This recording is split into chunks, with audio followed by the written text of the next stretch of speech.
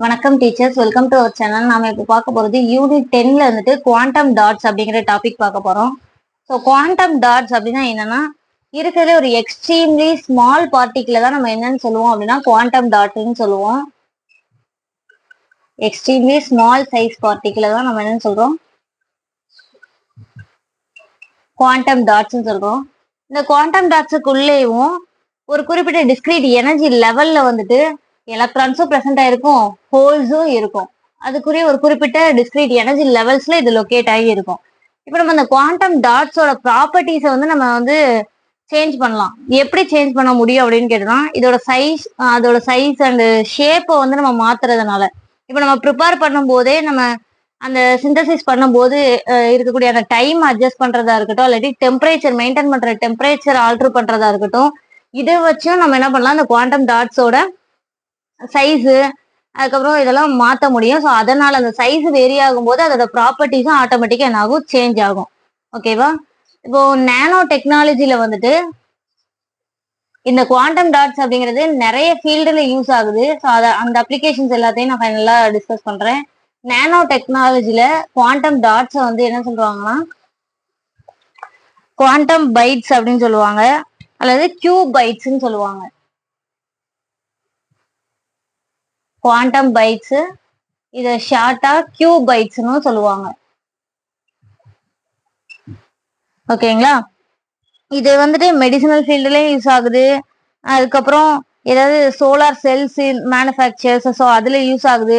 Display items, TV screens and mobile screens, இந்த மாதிரி இதுல மேனுஃபேக்சரிங் அதெல்லாம் குவாண்டம் டாட்ஸோட அப்ளிகேஷன்ஸ் நிறைய இருக்கு. ஸோ அதெல்லாம் ஒன் பை ஒன்னா பார்க்கலாம். இப்போ பார்த்தோம்னா குவாண்டம் டாட்ஸை பொறுத்த லெவல இது வந்து எப்படி ஒர்க் ஆகும் அப்படிங்கிறத நான் ஃபர்ஸ்ட் டிஸ்கஸ் பண்ணிடுறேன். இப்போ நம்ம பொதுவாகவே ஒரு சாம்பிள் இருக்கு அப்படின்னா அதை வந்து நம்ம இரேடியேட் பண்றோம்னு வச்சுக்கோங்க.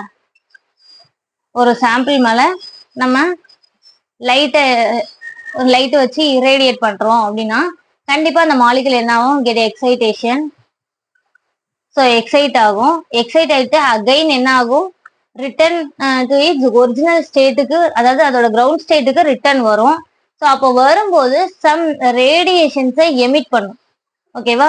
அது எவ்வளோ எனர்ஜி, அதாவது ஹையர் ஃப்ரீக்வன்சி இருக்கக்கூடிய லைட்டையும் எமிட் பண்ணலாம், லோவர் ஃப்ரீக்வன்சி இருக்கக்கூடிய லைட்டையும் எமிட் பண்ணலாம். அது டிபெண்டிங் அப்பான் தேர் எனர்ஜியை பொறுத்து. ஓகேவா? ஸோ அதே மாதிரி தான் இப்போ அந்த குவாண்டம் டாட்ஸை வந்து நம்ம வந்து இரேடியேட் பண்றோம்னு வச்சுக்கோங்க. ஸோ இரேடியேட் பண்ணும்போது அது எக்ஸைட் ஆகுது. எக்ஸைட் ஆகிட்டு அகைன் அது வந்து அதோட ஒரிஜினல் ஸ்டேட்டுக்கு வரும்போது இதே மாதிரி என்ன பண்ணும், லைட்டை எமிட் பண்ணும். ஸோ என்னென்ன மாதிரி லைட்டை அது எமிட் பண்ணும், அதாவது என்ன சைஸ் இருக்கக்கூடிய குவாண்டம் டாட்ஸ் எந்த மாதிரி வேவ்லென்த் இருக்கக்கூடிய லைட்டை எமிட் பண்ணும் அப்படிங்கிறத நான் இங்க டிஸ்கஸ் பண்ண போறேன். அதாவது ஒரு ஸ்மால் டாட்ஸா இருக்குன்னு வச்சுக்கோங்க. ஸ்மால் குவாண்டம் டாட் எடுத்துக்கிறேன். இன்னொன்னு லார்ஜ் குவாண்டம் டாட்டை எடுத்துக்க போறேன். ஒரு லார்ஜர் குவாண்டம் டாட், ரெண்டு தான் எடுத்துக்கிறேன்னு வச்சுக்கோங்க. இதுல இருந்து லைட் எமிட் பண்ணக்கூடியது என்ன மாதிரி நேச்சர் இருக்குங்கிறதுக்கான டிஸ்கஷன் தான் நான் இப்போ சொல்ல போறேன். அதாவது இருக்கிறதுல சைஸ் பெருசா இருக்கக்கூடிய லார்ஜர் குவாண்டம் டாட்ஸ் வந்துட்டு எதை வந்து எமிட் பண்ணும் அப்படின்னு பார்த்தோம்னா, லாங்கர் வேவ்லென்த் இருக்கிறத எமிட் பண்ணும். ஸோ லாங்கர் வேவ்லென்த் இருக்கக்கூடிய லைட் அப்படின்னா என்ன அர்த்தம், நம்மளுக்கு ஆல்ரெடி தெரியும், wave length inversely proportional to it's energy. Wave length inversely proportional to energy and frequency.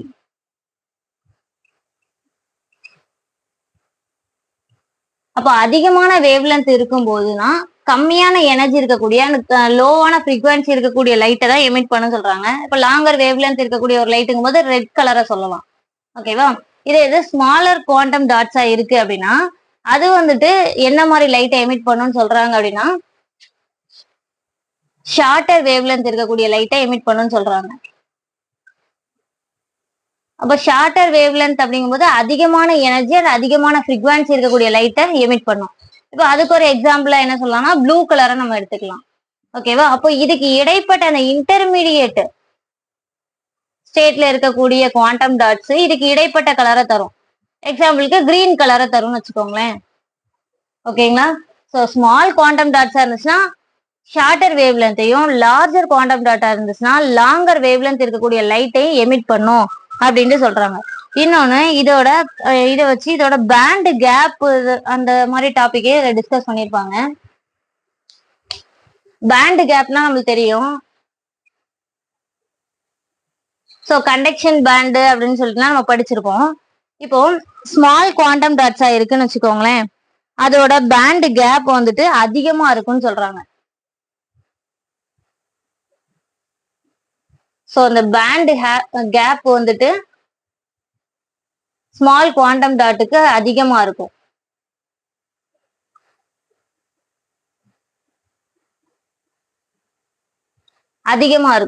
அப்போ இந்த பேண்ட் கேப் அதிகமா இருக்குன்னா அதுக்கு என்ன தேவை? இங்க இருந்து இங்க மூவ் ஆகி போறதுக்கு ஹை எனர்ஜி, அதிகமான எனர்ஜி தேவைப்படுது. ஸோ அப்போ அதிகமான எனர்ஜி தேவைன்னா வேவ் லென்த் எப்படி இருக்கும்? ஷார்ட்டரா இருக்கும்.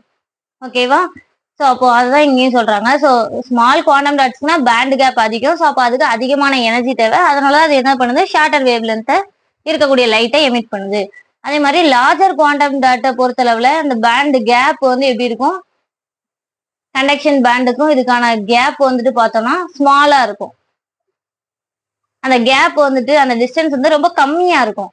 அப்போ அங்க இந்த கீழே இருந்து கிரவுண்ட் ஸ்டேட்ல இருந்து அந்த கண்டக்ஷன் பேண்டுக்கு போறக்கூடிய அந்த டிஸ்டன்ஸ் வந்து ரொம்ப கம்மியா இருக்கிறதுனால எனர்ஜி ரொம்ப கம்மியாவே போதும். ஸோ எனர்ஜி லோவா அப்படிங்கும்போது வேவ் லென்த் எப்படி இருக்கும்? ஹையரா இருக்கும் அப்படின்ட்டு சொல்றாங்க. ஓகேங்களா? நெக்ஸ்ட் இந்த குவாண்டம் டாட்ஸ் வந்துட்டு எப்படிலாம் ப்ரிப்பேர் பண்ணலாம் அப்படிங்கிறத சொல்ல போறேன். ஒரு 2 மெத்தட் மூலமா அந்த குவாண்டம் டாட்ஸை ப்ரிப்பேர் பண்றாங்க. ஸோ அது என்ன மெத்தடுங்கிறத நான் இப்ப சொல்றேன்.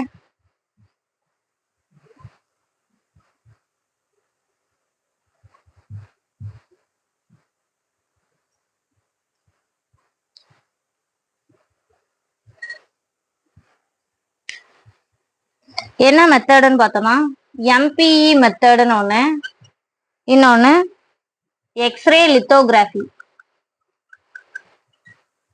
இந்த 2 மெத்தட் மூலமா தான் எதை ப்ரிப்பேர் பண்றாங்க? அந்த குவாண்டம் டாட்ஸ் மேக்சிமம் ப்ரிப்பேர் பண்றாங்க. எம்பிஇ அப்படின்னா இதுக்கான ஃபுல் ஃபார்ம் என்னன்னா மாலிகுலர் பீம் எபிடாக்சி. ஓகேவா? அந்த மாலிகுலர் பீம் எபிடாக்சி அப்படிங்கிறதுல என்னன்னா ஒரு சப்ஸ்ட்ரேட் இருக்கும், அது மேல நம்ம என்ன பண்ணுவாங்கன்னா ஆட்டம்ஸை வந்துட்டு பம்பார்ட் பண்ணுவாங்க. ஆல்ரெடி ஒரு சப்ஸ்ட்ரேட் இருக்கும், அந்த சப்ஸ்ட்ரேட் மேல நம்ம இங்க இருந்து ஒரு ஆட்டம் அது மேல மோத விடுவாங்க. ஸோ அதனால அந்த ஆட்டம் வந்துட்டு அங்க சின்ன சின்னதாக க்ரோத் ஆக ஆரம்பிக்கும். இந்த சப்ஸ்ட்ரேட்டோட சர்ஃபேஸ் வந்து சின்ன சின்னதாக க்ரோத் ஆக ஆரம்பிக்கும். அதாவது அந்த குவாண்டம் டாட்ஸ் ஃபார்ம் ஆகுறது. ஓகேவா? ஸோ இதுல பதிஞ்சு இந்த இது வளர்றது பேரு இம்ப்ளான்டேஷன் அப்படின்னு சொல்லுவாங்க. ஸோ இதுதான் என்னதுன்னா மாலிகுலர் பீம் எபிடாக்சில நடக்கக்கூடிய ப்ராசஸ். இந்த எக்ஸ்ரே லித்தோகிராஃபில வந்துட்டு எக்ஸ்ரேஸை பாஸ் பண்ணி என்ன செய்வாங்கன்னா குவாண்டம் டாட்ஸோட அந்த சைஸ் இதெல்லாம் வந்துட்டு சேஞ்ச் பண்றக்கூடிய ஒரு ப்ராசஸ்ன்னு வச்சுக்கோங்களேன். எக்ஸ்ரேஸை ப்ரொடியூஸ் பண்ணி ஆல்ரெடி ஏதாவது ஒரு குவாண்டம் டாட்ஸ் வந்து ப்ரிப்பேர் ஆகி இருக்கிறதுல அந்த சைஸை ஆல்டர் பண்ணணும்னா அந்த எக்ஸ்ரே லித்தோகிராஃபி மெத்தட் வந்துட்டு யூஸ் ஆகுது. நெக்ஸ்ட் இதோட அப்ளிகேஷன் பார்க்கலாம். நெக்ஸ்ட் இதோட அப்ளிகேஷன்ஸ் பார்க்கலாம். குவாண்டம் டாட்ஸோட அப்ளிகேஷன்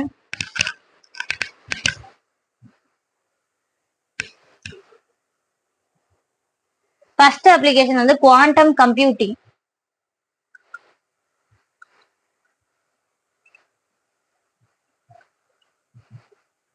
இந்த குவாண்டம் டாட்ஸ் வந்துட்டு சிப்ஸ் எல்லாம் ப்ரிப்பேர் பண்ணுவாங்கல்ல, ஸோ அதாவது நிறைய மெமரி, அதாவது ஸ்டோரேஜ் இது பவர் வந்துட்டு அதிகமா இருக்கக்கூடியதுல யூஸ் ஆகுது குவாண்டம் டாட்ஸ் இது வந்துட்டு.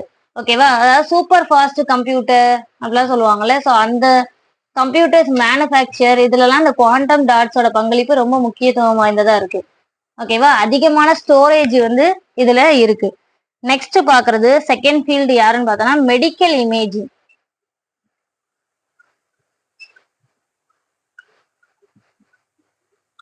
அதாவது குறிப்பிட்ட ஒரு சில ஆர்கான்ல ப்ராப்ளம் இருக்குன்னா அந்த ஆர்கான்ல மட்டுமே போயிட்டு ட்ரக்ஸ் வந்து டெலிவர் ஆகணும் அப்படின்னா, அதாவது கீமோதெரப்பி அந்த மாதிரி இதுலலாம். ஸோ ஸோ அதுல வந்துட்டு யூஸ் ஆகுறது இந்த குவாண்டம் டாட்ஸ் தான். அண்ட் தென் பயோ சென்சார்ஸ்னு ஒரு இது இருக்கு. இந்த குவாண்டம் டாட்ஸ்க்கு வந்துட்டு நான் சொல்லிட்டேன் ஒரு குறிப்பிட்ட அளவு வேவ் லென்த்லாம் இது வந்துட்டு எமிட் பண்ணும் அப்படின்லாம் சொல்லிட்டு.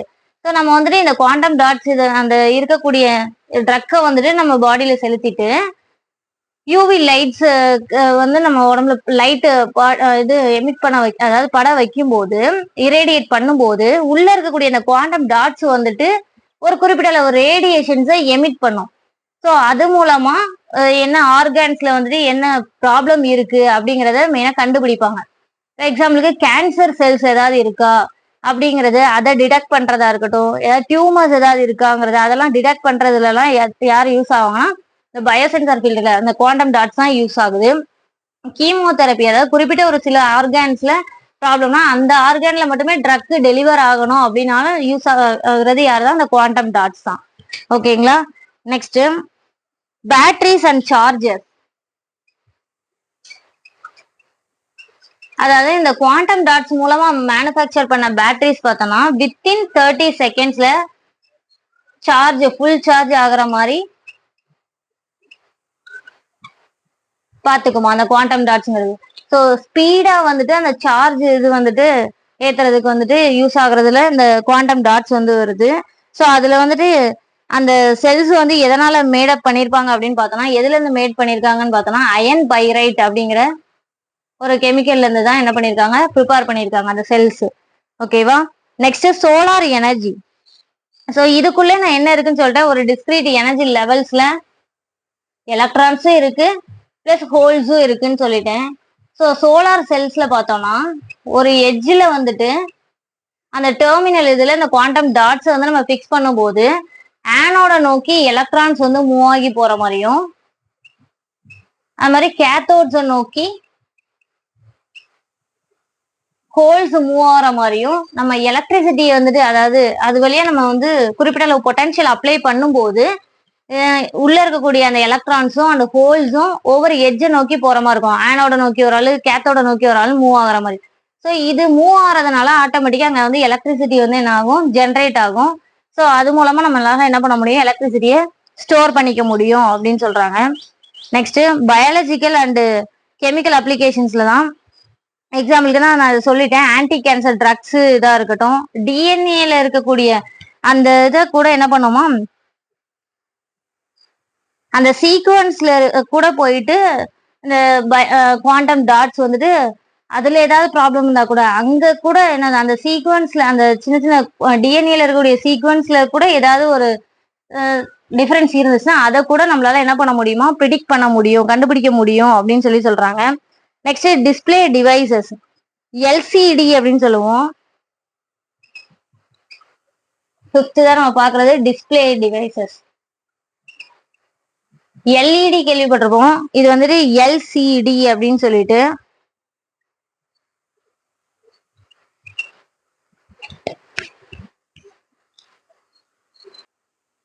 எல்சிடினா லிக்யூட் கிறிஸ்டல் டிஸ்பிளே.